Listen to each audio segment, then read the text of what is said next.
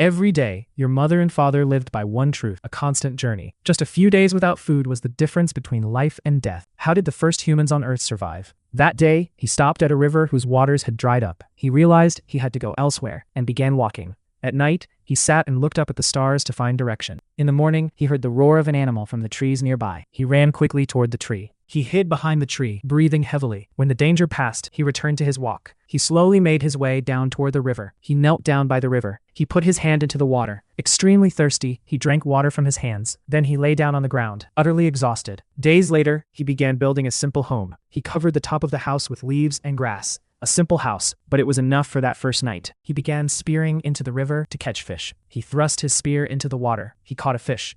He lit his fire and cooked the fish. The next night, other groups of people arrived at the river. Frightened, he backed away, but the group came in peace, raising their hands. Slowly, he approached their leader.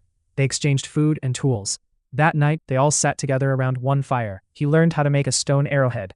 Later, heavy rain fell across their entire land. The river flooded, and the houses were swept away. Everyone fled to higher ground. They walked 15 kilometers climbing the mountains. Exhausted, he climbed over large boulders. Finally, they reached a safe, high place. There, they built a new, large settlement. He learned to make fire using 2 sticks. He lit a fire. He shared his joy with his friends. Many seasons passed, and their group kept growing. He raised a son and told him about their journey. His son learned how to swim in the river.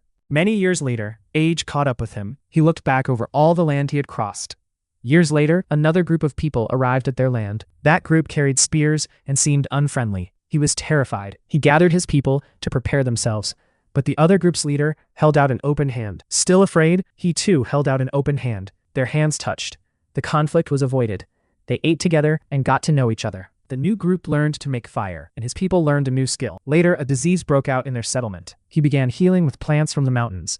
He brought those plants to the sick people. After a while, most of the people recovered. Another season, a second drought returned to their land. At first, they were deeply afraid, but this time, he knew what to do. He led his people toward another river he already knew. They walked 30 kilometers, using his past experience. This time, the journey was quick and not very dangerous. They reached a new river full of water. There, they built their largest settlement yet. He became a trusted leader. He taught the children how to swim, run, and work. In the cold seasons, he made clothes from animal hide. He wore the hide as a wrap. The cold no longer had the power to affect him. In another season, he drew his hunts on the cave wall. Those drawings became history, so his children would remember. As he aged, his hands began to tremble. His son, now a grown man, was leading the people. Another time, a great fire broke out near the forest. He shouted for his people to move quickly. Everyone ran toward the river. The river's water stopped the fire from reaching them. He realized the river would always protect them. The fire died down, and the land came back to life. Later, he learned how to forge metal. He made a new tool. Their settlement kept growing, and many people joined them. They began planting fruits and vegetables. They no longer depended on hunting alone. His new leader's son began exploring unknown land. He was accompanied by 2 young men who trusted him. They heard a loud roar coming from a nearby forest.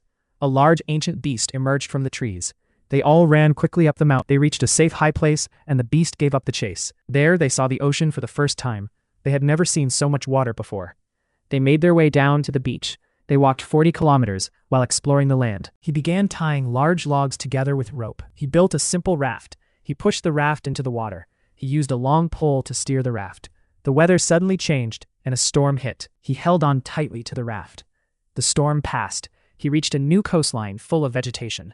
He found food he had never seen before, large fish and new fruits. He decided to return to his people to tell them the news. When he returned, his people were overjoyed. He told them about the coast and the abundant food there. Some of the people chose to move to the coast. Others chose to remain where they were. The people began splitting into different lands. He too went searching for new land where his children could grow up. They crossed tall mountains, using their ancestors' experience. The air grew cold as they climbed higher. He lit a fire that night in the mountains. They walked 50 kilometers, crossing the mountains. Finally, they emerged on the other side of the mountains. That land was unlike anything seen before, green and abundant. And so, for many generations, they kept going, journeying, learning, and changing. His grandfather, once young, had now become a story. That night, peacefully, he closed his eyes. The next morning, his people buried him by the mountain. But his legacy carried on, generation after generation. They began building large settlements made of stone. They learned to carve symbols into the stone. More droughts came again, but each time they endured. The knowledge their ancestors had discovered, they still used. They blended together many different cultures. The land became a shared home, not a divided one. They began building large boats to cross the sea. They crossed the ocean, searching for new lands.